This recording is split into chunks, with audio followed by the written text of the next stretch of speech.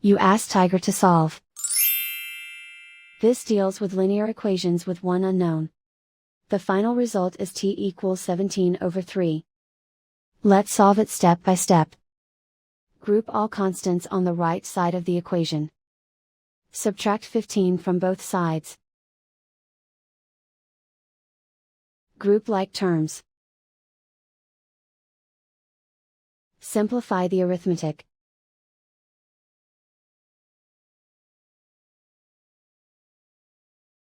Isolate the t. Divide both sides by -3. Cancel out the negatives.